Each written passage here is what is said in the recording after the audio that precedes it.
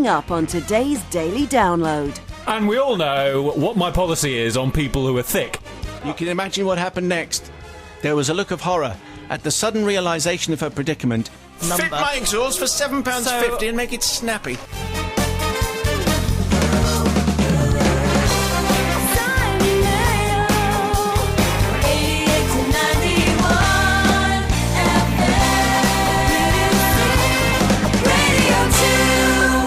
Hello and welcome to our Confessions podcast. This week we're going to hear from a boy in a tyre, a circus act gone wrong, and a rather cheap exhaust fitter. Here it comes.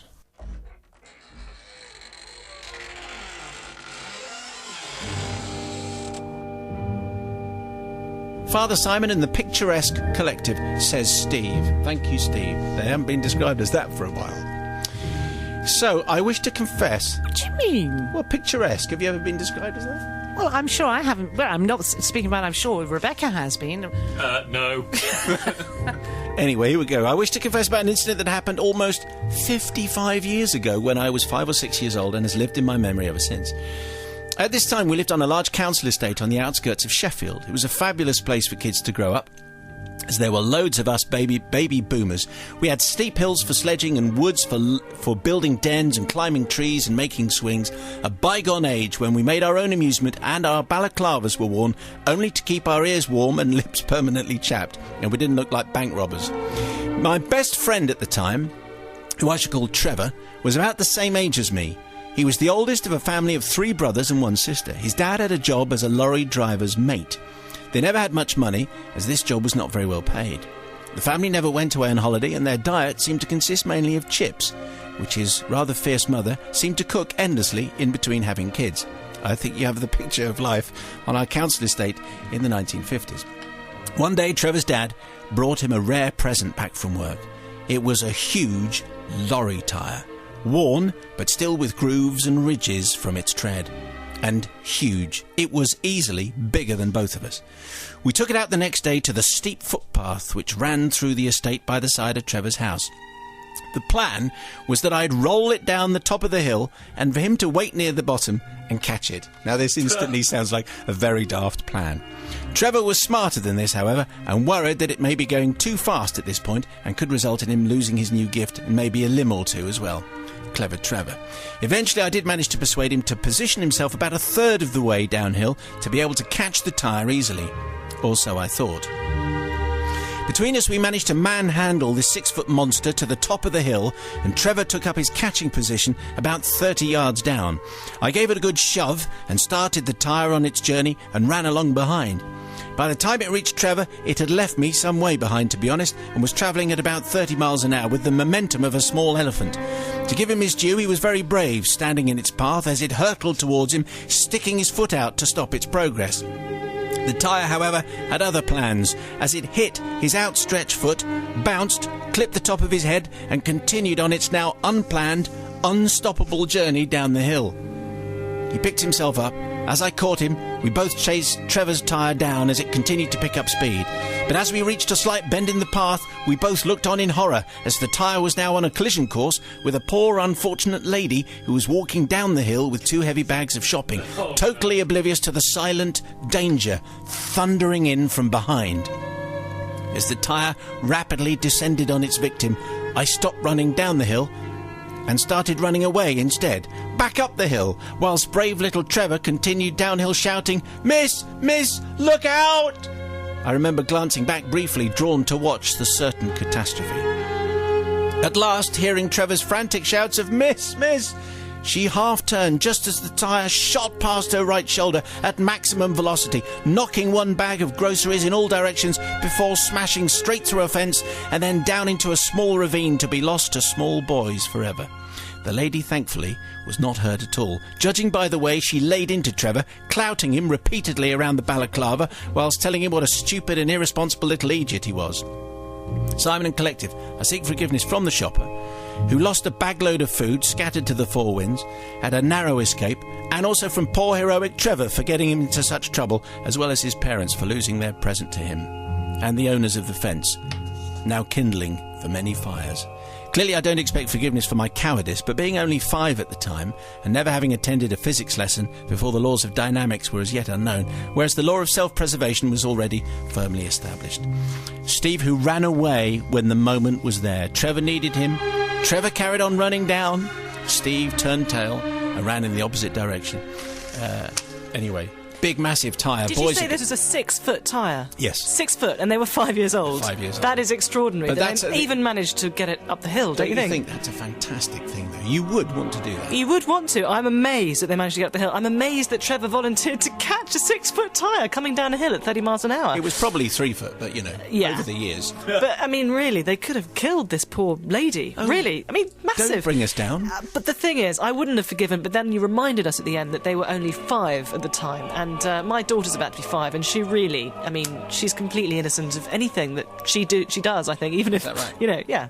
I don't think you can blame a 5-year-old, so I am going to forgive you, Trevor. Okay. That's a very nice thought. Thank you very much indeed. You see, as I was listening to that, I was thinking how different things are that now from the 1950s. Because now, first of all, that lady couldn't have clipped him round the ears without being reported to some higher authority and probably ended up in jail. And the second thing is... Maybe it was her fault, yeah. Well, no, I'm not saying that. But the other thing is, these days, youngsters would deliberately set loose a tyre to deliberately hit an old woman, whereas in those days, they were horrified at the fact that it was happening. So how times What's have happening changed. to the world, Sal? I don't know. What's gone wrong? Little boys could wear balaclava helmets and they wouldn't think that they were robbers or terrorists. Anyway, to cut a long and very boring story clearly short, I'm going to forgive them because, as Rebecca has pointed out, they were very young and they were very concerned. It wasn't like they thought, this is a great wheeze, we're going to hit this old woman. They were genuinely concerned. So you're forgiven on all counts. Steve, consider yourself forgiven, but here comes Brother Matthew. I can't help but think that if I turned up with a 6-foot lorry tyre, I would go so high in my son's estimation. If I brought that home from work, he would think I was a really good dad. Because we live at the top of a hill. Best of luck getting out on the tube. He would love it if I came out with his massive tyre he could roll down.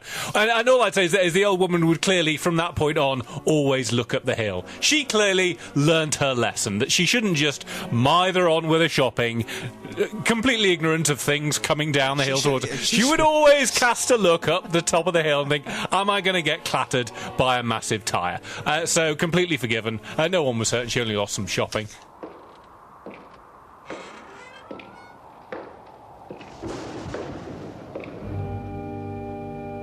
So here comes tonight's tale. It comes from a remorseful Mr. G, Father Simon in the Assembled Collective. As a single parent, my mum didn't have much money, so days out were a rarity. However, on hearing that the circus was coming to town, my mum and auntie decided to save up to buy tickets to the greatest show on earth and treat us to a rare night out with our cousins. The icing on the cake for us, however, was that they had managed to buy ringside seats as close to the animals and acrobats as it was possible to get. On the night in question, my brother and I had to dress up warmly as it was freezing cold outside, and it would probably be the same inside the big top. My mum decided to wear her grey cotton tracksuit, de rigueur in the days before shell suits. But it would keep her warm and comfortable. We met up with our cousins and auntie at the beach, where the big top had been set up and stocked up with candy floss, popcorn, hot dogs, and litres of fizzy juice. The huge tent was with all the props in the background, the smell of the animals, the food stalls, the music, the waving flags, and hundreds of like-minded children and parents produced an atmosphere that was absolutely electric and buzzing with excitement and anticipation. Our mums escorted us to our ringside seats, which were utterly superfluous, as we were so hyper that we spent most of the night jumping up and down. The next couple of hours was to be action-packed with the greatest talents from around the world and with some of the finest animals we were ever likely to see. We gasped in amazement at the daring trapeze artists. We laughed our little heads off at the antics of the troupe of clowns with their hopeless car, custard pies and water pistols. We oohed and ahed and awed and ahed again at the variety of animals taken out for our amusement. I know it's not politically correct nowadays to make proud animals such as elephants do handstands and tricks and so on, but they were fantastic. The fact that one of the elephants had a big poop beside us only added to the hilarity and the merriment that our 7- and 8-year-old boys were having. Don't look at me like that. I'm not. It's elephant poop. What do you expect me to do? Here we go. Don't say poop again, Simon, please. I know you get pleasure out of it, but don't. The next act to enter the arena was a horseman on a galloping white steed. He rode his mighty mare around the ring with great talent whilst performing all manner of balancing acts, somersaults, handstands and the like. It was at this point he dismounted in a spectacular fashion right beside the ringmaster, who had now re-entered the ring, and brought his fine beast to a halt. The ringmaster then asked the audience for a volunteer to participate in the next part of the horseman's act. He didn't want just any volunteer, though. The ringmaster had specifically asked for a daring young lady to step up to the challenge. Now, I should point out at this point that another white lie our mum always told us was that she was only 21. In fact, she'd been only 21 for as many years as me and my brother were aware of. So we started screaming like little banshees at the top of our voices, my mum, pick my mum, she's only 21. The ringmaster had decided that she, yes, our mum, was the one. He strode over to the ringside and asked for a round of applause for this brave young lady who was going to risk life and limb performing a series of tricks all by herself on the back of a horse. Sheepishly, she walked over to the centre of the ring where the ringmaster and the horseman fitted her with a safety harness and clipped her onto a length of safety rope dangling from the big top. With the aid of the ringmaster, she mounted the horse and looked around at the audience whilst the horseman took up the slack from the other end of the rope. The ringmaster then set the horse off at a canter around the ring and stood back. Well, the first couple of laps were spent getting used to the feel of the horse and getting comfortable. The ringmaster then asked her to slowly get to her knees. This she managed to do, but she refused to let go of the reins and hold her hands up in the air. The audience clapped, whooped and cheered, but my brother and I were screaming with delight at the sight of our mum riding around the ring on her knees on the back of a horse. The ringmaster then asked her to stand up on the horses' backs. Slowly she planted one foot, but as she tried to move her other leg around, she felt herself losing her balance. At this point, the horseman who was holding the other end of the safety rope pulled hard and hoisted my mum high into the air. Whether this was part of the act or if it meant he was trying to arrest her fall, we still don't know, but it was at this point that Mum regretted wearing her grey cotton tracksuit and drinking a large tumbler of fizzy juice during the show. The act of pulling on the rope made the harness pull tight around Mum's body and squeezed her bladder a little bit too much. Dear. You can imagine what happened next. There was a look of horror at the sudden realisation of her predicament and a spirograph-esque pattern of dampness that formed in the sawdust as she swung in the harness. I did that pattern. There was a moment's silence in the audience until the gravity of my mum's situation dawned on everybody, and then they erupted. The laughter was deafening and there was not a dry eye in the house. As indeed there wasn't much dry sawdust. The horseman eventually realised what was going on and lowered her gently to the ground to belatedly protect her modesty. The ringmaster asked the audience to give her a big hand, though this was entirely unnecessary. In the space of 2 minutes, our mum had become the main highlight of the evening, and the audience was on its feet, clapping and cheering. Father Simon, I wish to seek forgiveness for my brother and myself for nominating our mum into what must rank as her most embarrassing moment ever, though in our defence, if she'd only been honest about her age, maybe would have remained silent and not volunteered her in the first place. So it was her fault. Remorsefully, Mr. G, with an interesting tale, I think. I like the phrase spirograph-esque pattern of dampness. What do we think, Sister Rebecca? Well, I think it's fair enough for the mother to say she's only 21. You know, she shouldn't be blamed for that. But I also think the children shouldn't be blamed for putting her up, because she was probably quite enjoying it at first, wasn't she? And I'm sure she wouldn't have gone onto that horse if she was completely reluctant. No. I think that tale is going to has made already for plenty of great anecdotes from the mum. So no long-term harm done.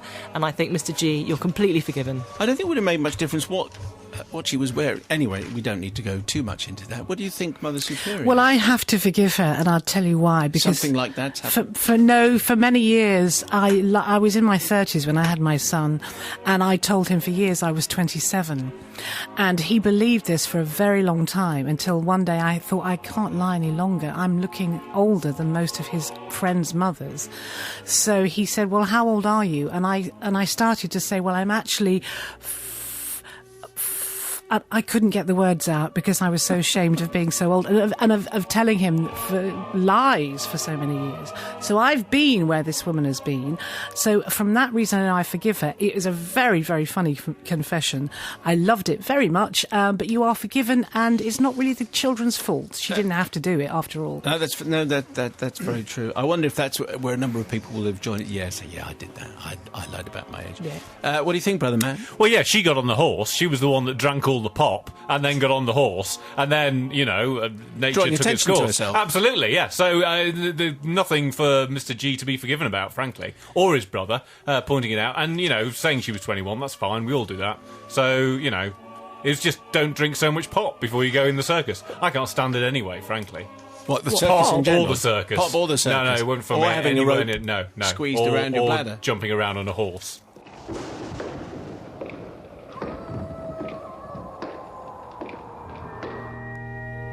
Welcome again to Drive Time Confessions. This is from Al. Thank you very much indeed, Al, for tonight's tale. Father Simon, the Assembled Forgiving Collective. I wish to confess to something I did as a poor, lowly student back in 1990 when I was in the last year of my business studies course at Brighton Poly, now more prestigiously known as Brighton Business School. At the time, I was living in a student house with 3 friends close to the Poly, where we very occasionally turned up to attend the odd lecture or two. The house was a typical student residence in a particularly dodgy part of Brighton, and we lovingly gave the house the name of Beirut Villas just to add the touch of class it needed. You get the picture. The house only had 3 bedrooms upstairs, so I had the front room downstairs as my bedroom. We only had one communal telephone, which was in the small hallway just outside my bedroom. Soon after we started living in the house, we began to get phone calls from people asking if we were a famous chain of exhaust fitters. The ones that are quite... Quick. Anyway, we soon realised that our telephone number was only 1 digit different to the company in Brighton, which was why we often received their calls. Most of the time when people called our number by mistake, we'd politely point out their error and give them the correct exhaust fitter's number. However, on one particular day, this did not happen. My housemates and I had partaken in a particularly hard study session the night before the incident, which as normal involved copious amounts of cordial. The next morning, lying in bed, I was feeling particularly fragile, as did all my fellow housemates, when the phone started ringing. And ringing. And it was the old type of bell, bring type phone, the noise which had the knack of making your head throb when you were feeling slightly, shall we say, under the weather. As we had no answer phone, and as the telephone wouldn't stop ringing, it fell to me, being closest to the phone, to crawl from my bed and answer the call. I answered the phone with a dry, hoarse mouth. "Hello."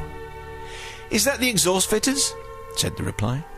After having my deep hangover disturbed by this caller, and having had to crawl from what felt like my deathbed to pick up the phone, as you can imagine, I was slightly annoyed at this caller for dialing the wrong number. "No, it bloomin' well isn't," I said, gruffly.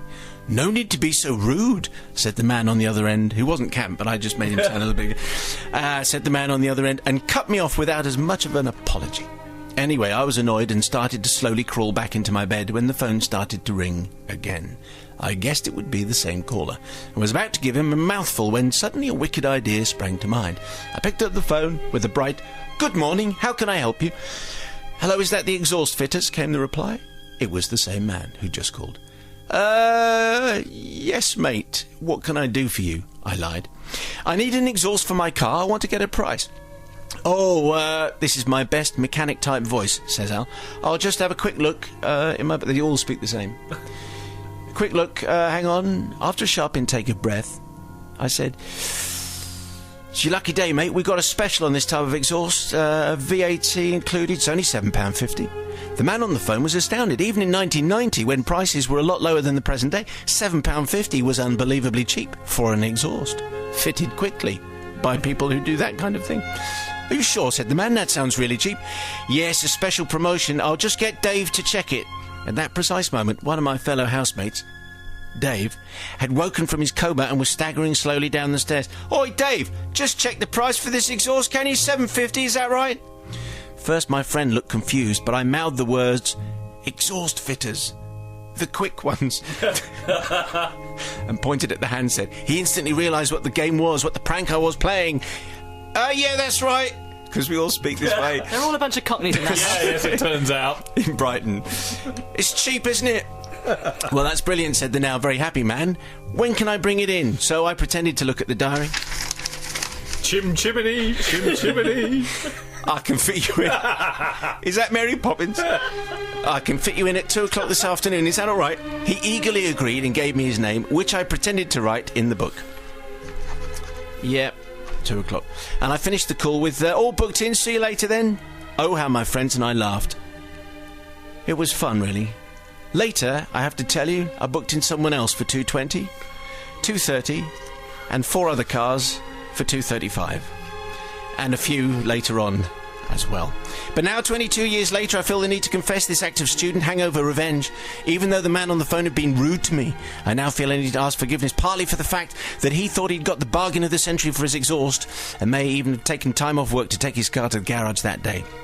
But mostly I seek forgiveness in regards to the poor employees of the exhaust fitters, you know, the quick ones, in Brighton with Cockney accents. And maybe there was even one there called Dave, who had to face this confused and angry man at 2 o'clock, and then other men at 2:20, 2:30, and then 4 more at 2:35.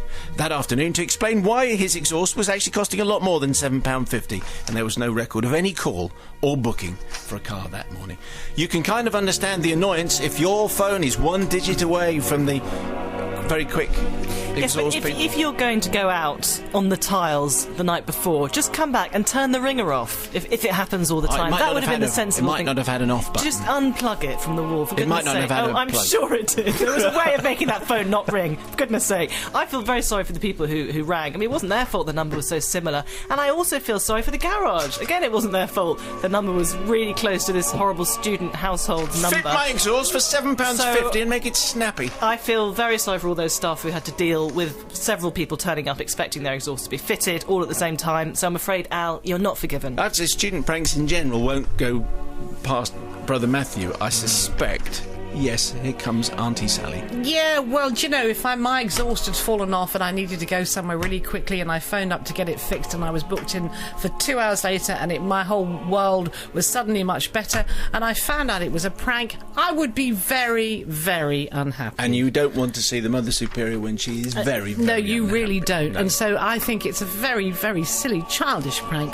Why didn't you just actually sort the phone out and get a new number? I mean, if it was only 1 digit, all you have to do is call certain companies and in 1990, could you do that? It was easier then than it is now, just to get a new number, so you would never be bothered before again. So yeah, not forgiven. It's not looking good for you, Al, I have to say. And here comes the lover of students, Brother Matthew. Love students. I have to say though, the person who's calling him, who's got the wrong number, not only dials the wrong number, but then dials the wrong number again. So is thick. And we all know what my policy is on people who are thick. They get everything that's coming to them. And unfortunately, there's nothing as thick as a very thick, as a very thick thick. Very close. So yes, I am going to forgive because the person who dialed wrong twice. Get everything that's coming to you. I mean, the other ones that were done perhaps isn't such a good idea. All the other people. All the other people. No, maybe not. Maybe not. But I am going to forgive.